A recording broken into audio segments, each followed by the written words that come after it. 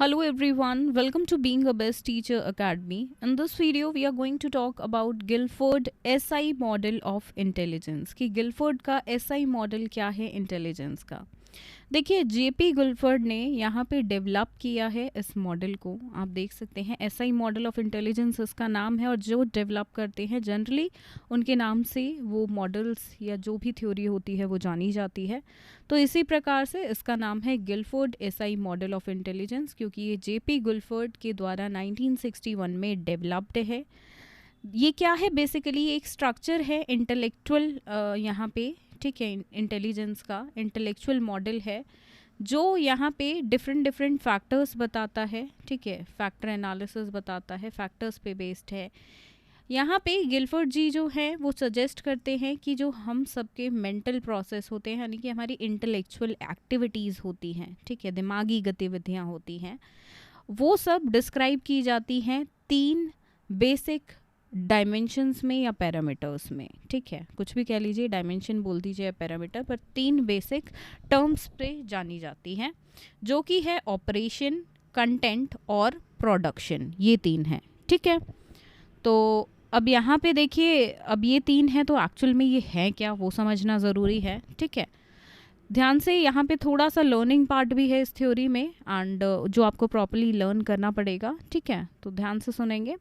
He argued that intelligence consist of 150 different and independent skills. यहाँ पे वो argue करते हैं, बोलते हैं कि भाई इंटेलिजेंस जो है वो 150 अलग तरह के, मतलब सब एक दूसरे से अलग हैं और सब एक दूसरे से इंडिपेंडेंट हैं, ठीक है, एक दूसरे पे डिपेंडेंट नहीं है, एक दूसरे से बिना इंडिपेंडेंट है, ठीक है, अपने आप में है। तो ऐसे स्किल्स 150 है हमारी इंटेलिजेंस में। Each of these intellectual abilities और स्ट्रक्चर इज इंटरलिंक्ड, और ये जो एबिलिटीज़ हैं ये इंटरलिंक्ड है लेकिन डिपेंडेंट नहीं है, ठीक है। तो ध्यान रखिएगा, अक्सर कंफ्यूज हो जाते हैं स्टूडेंट्स, इंडिपेंडेंट हैं, एक दूसरे पे निर्भर नहीं है, पर कहीं ना कहीं इंटरलिंक्ड हैं, ठीक है। यहाँ पे जेपी गिलफोर्ड बोलते हैं कि 5 इंटू 5 इंटू 6 ये जो है डिस्ट्रीब्यूशन है 150 इंटेलेक्चुअल एबिलिटीज़ का, जो कि कुछ इस तरीके से इन्होंने अपने डायग्राम में प्रेजेंट की, ठीक है। 5 यहाँ पे, 5 ये नीचे और 6 यहाँ पे प्रोडक्ट में, ठीक है, 5 कंटेंट में, 5 ऑपरेशन में और 6 प्रोडक्ट में, ठीक है। इन्होंने ये टोटल बनाया 120 का, ठीक है, इन्होंने कहा ये हैं वो 150 का, ये हैं वो 150 डिफरेंट इंडिपेंडेंट स्किल्स, ठीक है। और यहाँ पे जो ये 5 5 6 का बताया और ऑपरेशन, कंटेंट और प्रोडक्ट की डायमेंशंस बताई, वो उन्होंने ऐसे समझाई कि कंटेंट में ये 5, प्रोडक्ट में ये 6, ऑपरेशन में ये 5, ठीक है। ये है स्ट्रक्चर ऑफ इंटेलेक्चुअल जो कि गिलफोर्ड मॉडल के द्वारा दिया गया है। एग्जाम में क्वेश्चन आता है तो इसी प्रकार से सेम आपको बनाना पड़ेगा। आगे बढ़ेंगे, अब यहाँ पे ऑपरेशन क्या है, ठीक है, ऑपरेशन क्या है, फिर प्रोडक्ट क्या है और कंटेंट क्या है, ये चीज़ें देखेंगे और इनको समझेंगे। देखिए ऑपरेशन के अंदर हमने डायग्राम में देखा क्या 5 चीज़ें हैं, evaluation, convergent production, divergent production, memory और कॉग्निशन, ठीक है।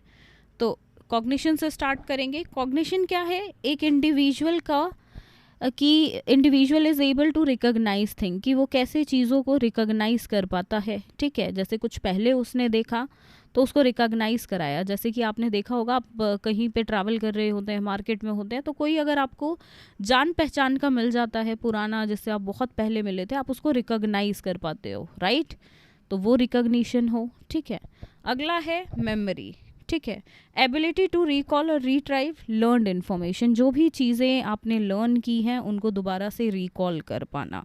जैसे कि आपने देखा होगा कहीं पे आप कभी छोटे बच्चे की बुक उठा लेते हो, 7th 8th का बच्चा लगा लीजिए, तो आप बोलते हो अरे ये तो मैंने भी अपने स्कूल टाइम में पढ़ी थी, तो मतलब आपने रिकॉल किया है उस इन्फॉर्मेशन को, सही बात।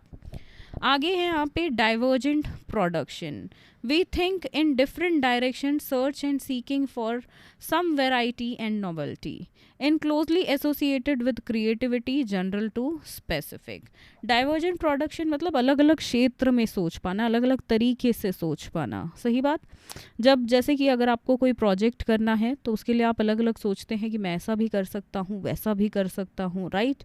जैसे कि अगर आपको प्रोजेक्ट का कवर पेज डिज़ाइन करना है तो आपके पास ना जाने कितने आइडियाज़ होते हैं, कितनी डाइवर्जेंट प्रोडक्शंस होती हैं, सही बात। Okay, now coming to convergent productions, it is general generation of information conventionally accepted and it determines the response। तो यहाँ पे आपके पास जो ऑलरेडी इन्फॉर्मेशन है या जिसको आपने जनरेट किया है उसको सोचना और उस पे ये देखना कि इसका रिस्पॉन्स कैसा होगा, मतलब उसको सोचकर ये पता लगा लेना कि इसका रिजल्ट कैसा होगा आगे जाके, अगर इसको यूज़ किया गया तो ये कैसा रिस्पॉन्स देगा, ठीक है।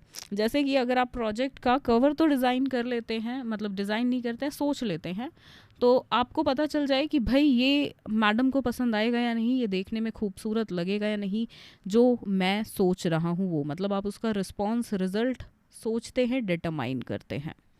अगला है इवैल्यूएशन, रीचिंग डिसीजन मेकिंग और जजमेंट्स। अब जजमेंट्स की तरफ पहुंचना, आपको ये देखना कि जो भी चीज़ है उसका आखिर में निचोड़ क्या होगा, आखिर में क्या उसके बाद आपको मिलेगा, राइट। लेट सपोज एक स्टूडेंट है जो पूरे साल भर मेहनत करता है कि भाई मैं यहाँ पे अच्छे मार्क्स लेकर आ पाऊँ, अच्छे से लर्निंग मेरी हो, ठीक है, जो एजुकेशन का पर्पस है वो अचीव हो मेरे अंदर, तो वहाँ पे वो मेहनत करता है, ठीक है। लास्ट में उसको क्या करने के लिए कि भाई उसको यहाँ पे जो है अच्छी जजमेंट्स मिले, अच्छे रैंक मिले, अच्छा सब कुछ मिले, ठीक है। तो ये चीज़ें हो गई हमारी ऑपरेशन के अंदर, that is cognition, memory, divergent production, convergent production and evaluation.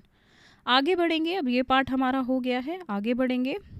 आगे है कंटेंट, विच पार्ट, ये वाला पार्ट, ठीक है, जिसमें है visual, auditory, symbolic, semantic and behavioural.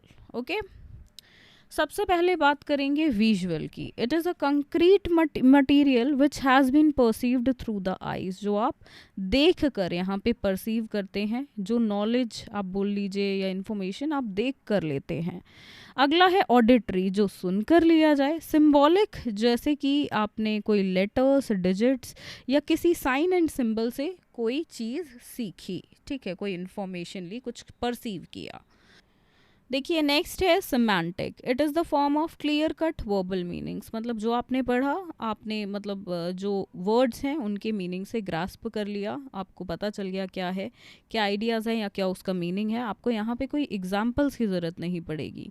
जैसे कि आप मुहावरे देखेंगे कितने टेढ़े मेढ़े होते हैं, वहाँ पे तो भाई एग्जाम्पल्स की ज़रूरत पड़ती है, वरना पता ही नहीं चलेगा कि बात क्या है। जैसे कि नाच ना आए आंगन टेढ़ा, यहाँ पे देखिए बात कुछ और कही जाती है बट आपको लगेगा डांस से रिलेटेड बात है, बट नहीं, उसका एग्जैक्ट मीनिंग वो नहीं होता है। तो सिमेंटिक का मतलब होगा बिल्कुल क्लियर कट जो बात कही जा रही है, ठीक है। अगला है behavioural, social intelligence which enables one two understand human communications, बातचीत का जरिया, किस वे में बात कही गई है, ठीक है। क्या किसी ने आपको सच में आपकी तारीफ की है या टॉन्ट मारते हुए आपको बोला है, तो वो यहाँ पे इसका एग्जाम्पल हो जाएगा। मतलब सामने वाले के बिहेवियर को समझना, उसकी इंटेंशंस को जानना। ओके, तो हमने यहाँ पे अब कंटेंट का पार्ट भी कर लिया है, ये पांचों। अब आएंगे प्रोडक्ट पे, ठीक है। प्रोडक्ट पे तो कुछ इस तरीके से, पहला है unit, to grasp sensory perceptions in their uniqueness, ठीक है। मतलब आपने अपने सेंसेस से जो परसीव किया, आपके जो 5 सेंसेस हैं, अपने एक यूनिक वे में। Then classes the ability to categorise ideas, आपको पता है कौन से आइडियाज़ किस कैटेगरी से बिलोंग करते हैं, राइट। कौन से आपकी वर्क लाइफ से हैं, कौन से पर्सनल लाइफ से हैं, राइट। ऐसे कुछ कैटेगरीज में डिवाइड करना। अगला है relations, the ability to understand the relations between और अमंग एग्जिस्टिंग थिंग्स, कि कौन सी चीज़ किससे कैसे रिलेटेड है, राइट। जैसे कि ऐसे क्वेश्चंस का थोड़ा सा एग्जांपल देना चाहूँगी जो अक्सर गवर्नमेंट जॉब के एग्ज़ाम्स में पूछे जाते हैं। आपने देखा होगा ऐसे क्वेश्चंस होते हैं कि आपके पापा की बहन की बेटी आपकी क्या लगी, तो आप समझ रहे हैं यहाँ पे कनेक्शन किया जा रहा है, ठीक है, रिलेशन जो है वो समझाने की कोशिश की जा रही है। तो एक ऐसा दिमाग में भी हिस्सा है जो आपको रिलेशंस बताता है, कोई दो चीज़ों के बीच में भी हो सकता है या इंसानों के बीच में मान लीजिए। अगला है सिस्टम्स, ठीक है, द एबिलिटी ग्रुप आइडियाज और प्रॉब्लम्स इनटू स्पेस और the ability to structure problems for the students, ठीक है। नेक्स्ट है ट्रांसफॉर्मेशन, ये देखिए बहुत क्लियर है, सिस्टम क्या है, ट्रांसफॉर्मेशन, इम्प्लीकेशन, ठीक है।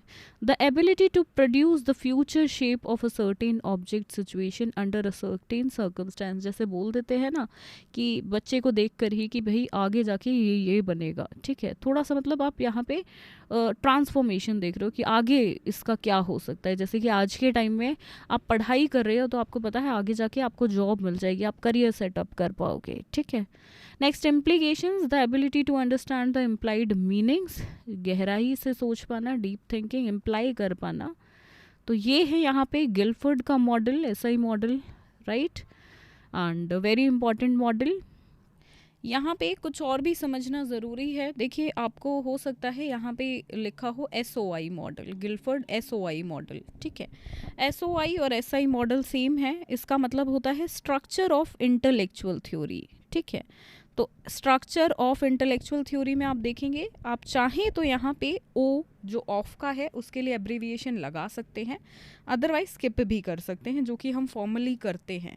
तो सही प्रोनाउंसिएशन इसको ऐसे ही बोलेंगे, एसआई मॉडल। अगर आपके सिलेबस में एज अ एसओआई मॉडल लिखा है तो बात सेम है, ठीक है। जिसका मतलब है एसओआई का मतलब क्या है यहाँ पे, स्ट्रक्चर ऑफ इंटेलेक्चुअल थ्योरी, ठीक है।